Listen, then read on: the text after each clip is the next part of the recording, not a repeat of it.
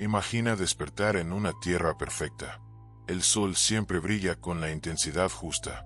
El clima acaricia la piel, los campos son fértiles, y los frutos crecen casi sin esfuerzo.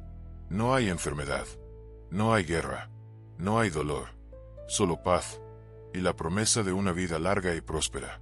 Esa tierra existió, y se llamó Númenor. No fue conquistada, fue regalada. Cuando la guerra contra el primer señor oscuro, Morgoth, terminó con una victoria agónica, los hombres que habían luchado del lado del bien fueron recompensados por los dioses, los Valar. Un nuevo hogar fue creado especialmente para ellos, una isla sagrada, entre las tierras inmortales y el continente de la Tierra Media. Una isla perfecta, elevada del mar por el mismísimo dios del océano, Ulmo.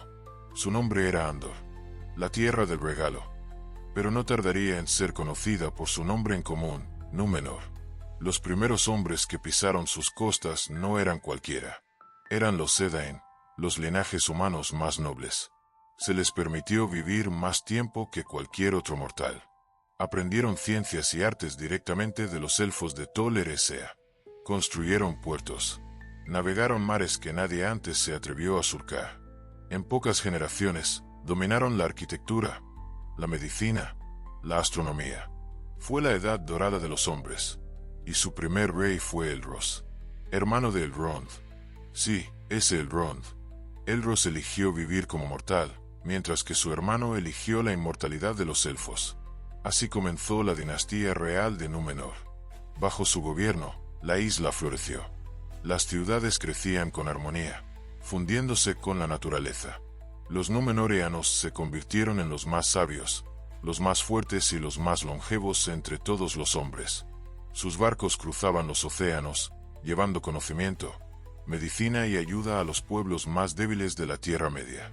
No eran conquistadores, eran guías, y los pueblos los veneraban como si fueran semidioses. Pero había una condición, una regla. Los Valar les concedieron casi todo, pero les prohibieron poner un pie en Aman, la tierra inmortal de los dioses y los elfos. Mientras respetaran ese límite, vivirían en paz, y serían sabios y prósperos. Era un pacto sagrado, y al principio, lo cumplieron. Los númenoreanos construyeron un templo a Eru, el dios único, en lo alto del monte Meneltarma, en el centro exacto de la isla. Cada rey y reina ascendía a ese monte en silencio, 3 veces al año, para rendir respeto al Creador. Era un reino bendecido, sin corrupción, sin deseo, solo gratitud. Pero nada en Arda permanece puro para siempre, ni siquiera una isla hecha por los dioses. Porque, aunque Númenor fue un regalo, los hombres no tardarían en querer más. Y en esa semilla de deseo, comenzó la cuenta atrás hacia la destrucción. ¿Cómo se construye un imperio cuando tienes siglos por delante? ¿Cómo se gobierna un pueblo que no conoce el hambre ni la enfermedad? Bajo el linaje de Elros, Númenor vivió más de 1000 años de paz, expansión y esplendor. Cada rey que heredaba el trono tenía más sabiduría, más poder y más ambición. Y aunque el tiempo pasaba, sus rostros envejecían despacio, como si la misma muerte dudara en acercarse a ellos. La capital de la isla, Armenelos, se convirtió en una joya de mármol blanco, rodeada de jardines, fuentes y bibliotecas. Desde sus torres, los astrónomos númenoreanos trazaban mapas de las estrellas. En sus salas, los sanadores desarrollaban remedios que superaban cualquier conocimiento de los hombres de la Tierra Media. Los puertos se expandieron, Romena, Andunie, Eldalonde, nombres que hoy solo existen en textos antiguos, pero que alguna vez vibraron con el bullicio de comerciantes, sabios y viajeros. Los númenoreanos navegaban más lejos que cualquier otro pueblo. Sus barcos eran gigantescos, de velas negras y proas talladas con símbolos antiguos. Muchos de ellos jamás regresaban, no porque naufragaran, sino porque se quedaban fundando colonias, puertos y fortalezas en las costas del continente. No lo hacían por codicia, al menos no al principio. Lo hacían porque sentían que estaban elevando al resto de la humanidad. Una especie de misión sagrada. Y, durante siglos, fue verdad. Los reyes eran justos. Los pueblos del este y del sur los recibían con respeto, no con temor. Númenor se convirtió en una civilización de sabiduría, tecnología y orden. Una superpotencia sin igual. Y sin rivales. Cada generación heredaba un mundo más avanzado que la anterior. Y cada generación vivía más tiempo. 100 años. Luego 150. Luego 200. Pero eso tenía un precio invisible. Porque cuanto más vivían, más temían dejar de hacerlo. Y así, con el paso de los siglos, ese temor se volvió semilla. Una pequeña duda. Una grieta en el mármol. Los primeros signos fueron sutiles. Los nombres élficos empezaron a desaparecer de los registros reales. Las visitas de los barcos de Tol Eressëa, la isla élfica vecina, se volvieron menos frecuentes. Algunos reyes comenzaron a sospechar que los elfos sabían algo que ellos no. Algo sobre la muerte. Algo que les ocultaban. Y con esa sospecha, surgió la envidia. ¿Por qué los elfos eran inmortales y ellos no? ¿Acaso no habían sido fieles? ¿No habían cumplido las leyes de los Valar? ¿No merecían acaso cruzar el mar y vivir para siempre? Pero la ley seguía firme. Aman estaba prohibida. Y cuanto más perfecta era Númenor, más insoportable se volvía la idea de perderla. Sin guerras, sin crisis, sin amenazas, el enemigo ya no estaba fuera. Estaba dentro, en la mente de los hombres, y especialmente, en la de sus reyes. Uno a uno, los monarcas comenzaron a alejarse de los Valar. El culto a Eru se volvió ritual vacío. Las peregrinaciones al monte Meneltarma se hicieron más escasas. Y en su lugar, creció una obsesión: derrotar a la muerte. Así nació la división entre dos bandos. Los fieles, que mantenían la alianza con los elfos y los dioses. Y los reyes del orgullo, que empezaban a creer que los límites impuestos eran una farsa. La tensión no era abierta, todavía, pero se notaba en los muros de los templos, donde ya no se hablaba en Quenya, la lengua de los elfos. Se notaba en las canciones, que hablaban de conquista, no de sabiduría. Se notaba en los puertos, donde los barcos llevaban menos ayuda, y más soldados. Aún no era una tiranía, pero el equilibrio que alguna vez definió a Númenor estaba a punto de romperse, porque un imperio sin desafíos acaba inventándolos. Y cuando un pueblo se acostumbra a dominarlo todo, comienza a preguntarse por qué no puede dominar también la eternidad. No todas las sombras llegan con gritos y fuego. Algunas caen en silencio, como una idea, como un susurro.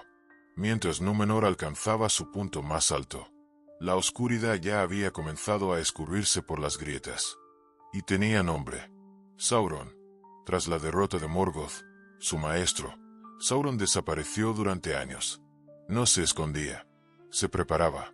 Desde el este, levantó un nuevo imperio, una fortaleza negra llamada Barad-dûr, donde se proclamó como el único dios de los hombres. Y lo adoraron, con miedo, con sacrificios, con fuego. Pero Sauron sabía que mientras Númenor existiera, su dominio sería incompleto.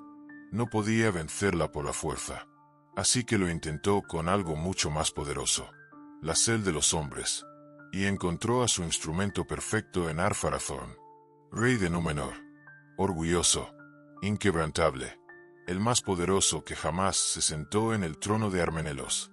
Cuando escuchó que Sauron se proclamaba rey de los hombres, no lo soportó. Convocó una flota colosal, miles de barcos que cubrieron el mar, y navegó hacia la Tierra Media para aplastar al enemigo. Pero Sauron no luchó, no opuso resistencia. Se rindió, se dejó capturar, y subió a bordo con una sonrisa. Era lo que había planeado todo el tiempo. En Númenor, empezó como prisionero, luego fue consejero, y pronto, voz del trono. No con hechizos, con palabras. Sauron hablaba a los oídos de Ar-Pharazôn, alimentando su orgullo, convenciéndolo de que los Valar los habían engañado, de que los elfos no eran inmortales por justicia, sino por privilegio, y que la muerte no era un destino, era una maldición impuesta. La solución: cruzar el mar prohibido, tomar Aman, y arrebatar la inmortalidad por la fuerza. Ar-Pharazôn escuchó, y creyó. La religión fue reemplazada. Los templos élficos cerraron. Se levantó uno nuevo en Armenelos, oscuro, gigantesco, dedicado a Melkor, el antiguo enemigo, el primer señor oscuro. Los fieles, aquellos que seguían leales a los Valar y a Eru, fueron perseguidos, sus libros quemados, sus nombres borrados, sus líderes ejecutados o forzados a esconderse. Entre ellos estaba Elendil y su hijo Isildur. En secreto, aún resistían desde la región de Andúnie.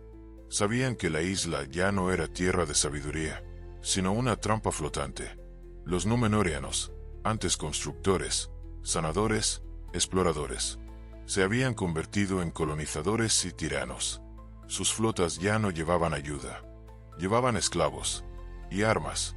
El conocimiento, que antes era el alma del reino, se convirtió en una herramienta de poder, y la búsqueda de la eternidad en una obsesión. Pero en el centro de todo, Sauron seguía sonriendo. Había logrado lo imposible: corromper la civilización más noble jamás creada por los dioses.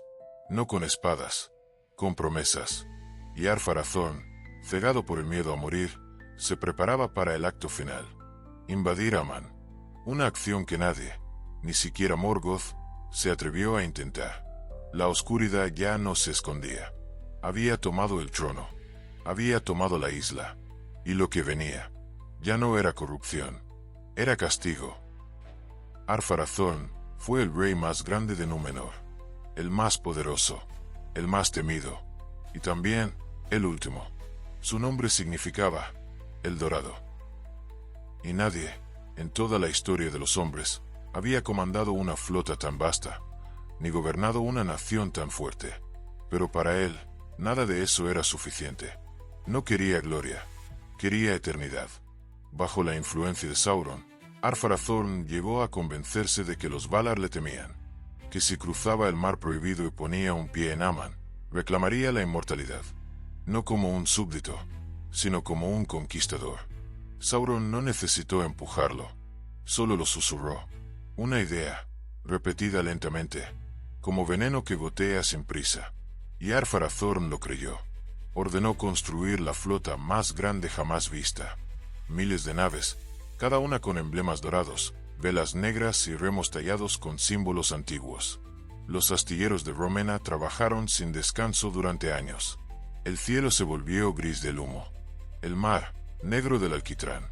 La isla entera se convirtió en una máquina de guerra. Los fieles, acorralados en Andúnie, ya sabían lo que vendría. Elendil y su familia prepararon barcos en secreto, no para luchar, sino para huir. Porque cuando los dioses son desafiados, no responden con diplomacia. Llega el día. El cielo está en silencio. La flota parte. Miles de barcos con dirección a Aman. La tierra prohibida. Los hombres en cubierta no cantan, no celebran. Navegan como si marcharan hacia el corazón de un dios dormido. Y cuando por fin Ar-Pharazôn pone pie en las costas sagradas de los inmortales, el mundo se rompe, literalmente, no con un trueno, no con fuego, con algo más aterrador. La decisión de Eru. El dios único interviene directamente por primera y única vez en la historia de Arda. El mundo, que hasta entonces era plano, se curva. Aman desaparece de la esfera de los mortales, y Númenor se hunde. No se agrieta, no explota, se desploma bajo las aguas, como una piedra soltada desde el cielo. Las montañas son tragadas por el mar, las ciudades se disuelven en espuma, los templos colapsan, los puertos se retuercen, los gritos no duran más que segundos, y en el centro del cataclismo, Ar-Pharazôn es enterrado vivo por la tierra misma, atrapado, congelado en la caverna del destino, ni muerto, ni vivo, solo detenido, silencioso, para siempre. Sauron, que estaba en Númenor en forma corpórea, también es arrastrado por el océano. Pero él no muere. Su cuerpo sí, pero su espíritu sobrevive y regresa a Mordor. Más débil, más deformado, pero aún más determinado. Mientras tanto, en medio de la tormenta, un puñado de barcos logra escapar. Son los barcos de los fieles, capitaneados por Elendil, sus hijos Isildur y Anarion. Son los únicos númenóreanos que verán otro amanecer, y los únicos que llevarán el recuerdo de la isla hundida al nuevo mundo. Pero eso es ya otra historia, porque con la caída de Númenor termina algo más que un reino. termina la ilusión. La idea de que el hombre puede tenerlo todo y aún así seguir siendo sabio. Cuando el mar se cerró sobre Númenor, no solo desapareció una isla, desapareció una era, una civilización que había tocado la cima del conocimiento, de la belleza, de la esperanza, y la destruyó con sus propias manos. La mayoría piensa que todo terminó ahí, pero no fue así. Desde el oeste, entre la tormenta y las ruinas, emergieron 9 barcos, 9, pequeños frente al océano, invisibles ante la furia divina, pero con una carga más valiosa que todo el oro de Armenelos. En esos barcos iban los fieles, Elendil, sus hijos, Isildur y Anarion, y con ellos, las últimas reliquias de Númenor. No llevaban coronas, ni tronos, ni ejércitos. Llevaban recuerdos, verdades y advertencias. Navegaron hacia el este, y cuando por fin tocaron tierra en la Tierra Media, fundaron 2 nuevos reinos, Arnor al norte y Gondor al sur. Allí reconstruyeron lo que pudieron. Conservaron el idioma, las leyes, las tradiciones, pero no cometieron el mismo error.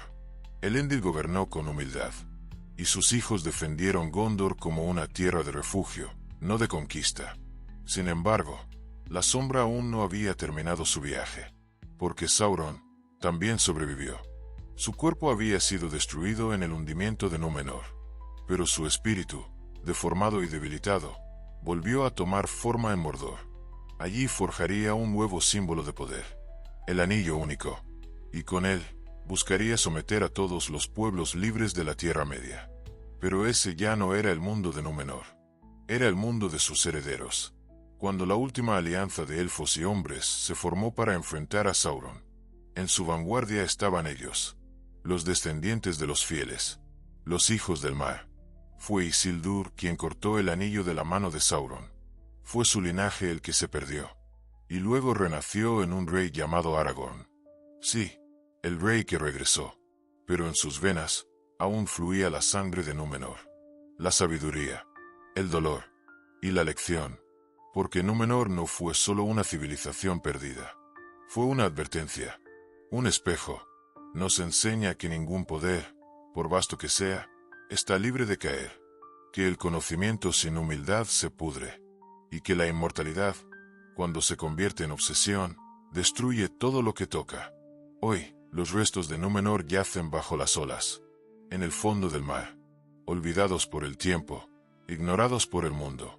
Pero su historia sigue viva, en los nombres, en los reinos, en las canciones antiguas que aún recuerdan una tierra regalada, y perdida por querer demasiado. Porque Númenor no cayó por castigo, cayó por elección. Y mientras existan hombres que teman morir más que hacer lo correcto, la sombra de Númenor no desaparecerá del todo.